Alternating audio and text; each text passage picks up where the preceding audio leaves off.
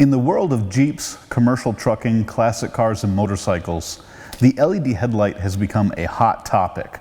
My name is Chris with Headlight Revolution, and in this video, we are talking about 7-inch round LED headlights. We're going to compare the options for you through objective comparison with measurements and manufacturer's public specifications. We will also do our own testing by setting the lights up in our stand at 25 feet from the wall to keep them all at the same distance and height.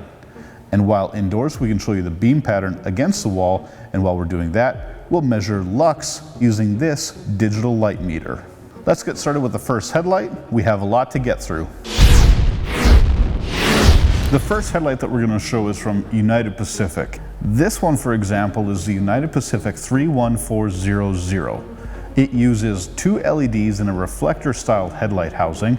You can see it's broken up in the center with a bar, and hidden behind that bar are the LEDs facing into the reflector upwards and downwards to create the different beam patterns.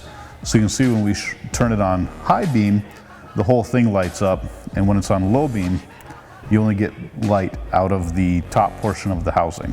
Now, depending on where you purchase this headlight, it will be available in either different colors, black or chrome. This center section gets changed, a black color or a chrome color.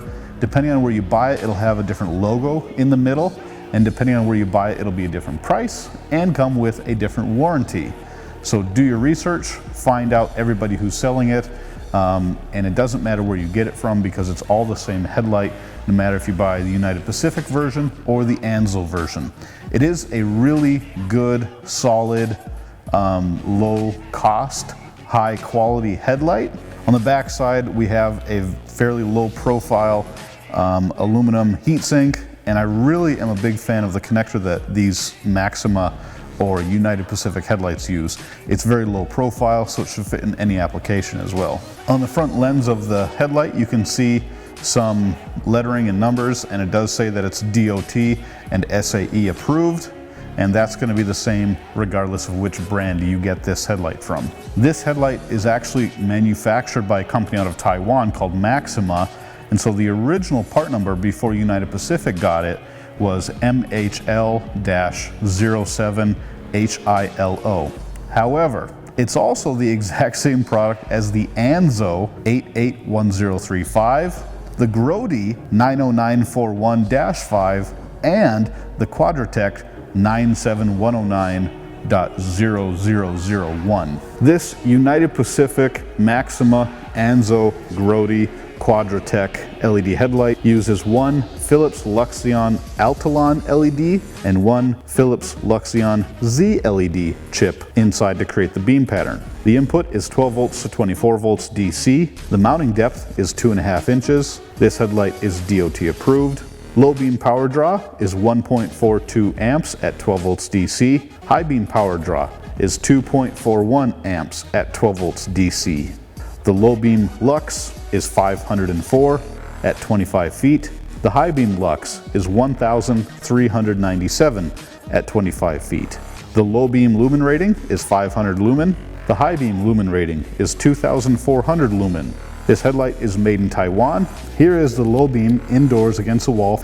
Our maximum lux at 25 feet for low beam is 504 lux. Overall, it's a good light output. It could be improved a little bit.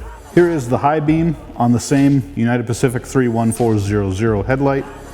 Max lux at 25 feet is 1,397. And look at that shape of the high beam. It has a lot of vertical lines. It has some interesting shapes. So it'll be interesting to see what that looks like outdoors in a real world setup. So here's our outdoor testing field, and you can see we have it set up in 10-yard increments all the way down to 100 yards. The 100-yard mark is the far sign down on the left side, and you can see that it's not as illuminated as the 80-yard sign, but you can still see it's there. So I know that we have some illumination all the way down to 100 yards on low beam. And I like this beam pattern because it's very smooth looking. It's wide enough. This is just one headlight that it covers the whole road, and it spills out into the ditches. And there's really no weird shadowing or striping in the beam pattern. So overall, it's a very good headlight. When we switch to high beam, we get a lot more light. Again, that 100-yard sign all the way down on the left side is completely illuminated, and even past that. We have a lot of vertical light output. We keep all the same left to right, and we even get a little more foreground light output. So this headlight just gets better when we switch it to high beam. Now that we're approaching the end of the video, I hope you know enough about the selection of 7-inch round LED headlights in the market today to make a decision. I'm not going to rank these best to worst. I'm going to let you make up your own decisions. All I will say is these 7 in front of me are probably the only 7 that I would ever recommend to anybody for anything. So, thank you very much for watching. Hope you were entertained a little bit. I hope you were really educated. And if you want to see what else we are doing with Headlight Revolution, visit our website, www.headlightrevolution.com. Subscribe to our channel so you don't miss our next set of videos. And of course, we'll see you next time. Thank you very much for watching.